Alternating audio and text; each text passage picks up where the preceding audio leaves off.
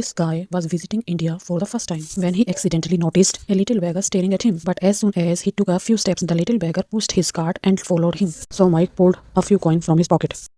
Here's 50 peso. Buy yourself some WD-40.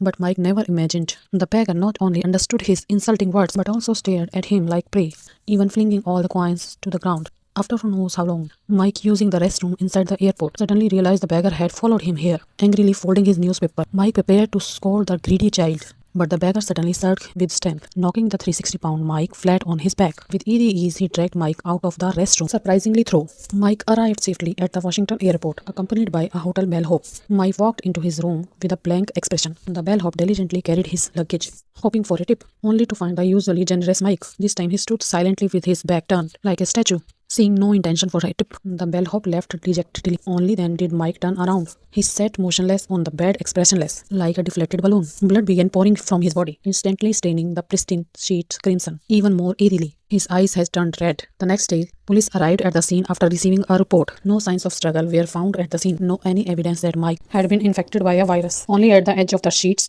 did they discover fingerprints the size of a child's palm. They had no idea where these prints came from. However, Lisa performed autopsy on Mike. She discovered he looked as if he swallowed an elephant. Most of his internal organs had ruptured. If Mike had been transporting flour in his body, some residue would surely remain. Yet Lisa found no trace of any substance. What puzzled Lisa even more was this. Mike had clearly died in the hotel room the previous night, but the estimated time of death was between 24 and 36 hours prior, meaning Mike had already died before registering in India.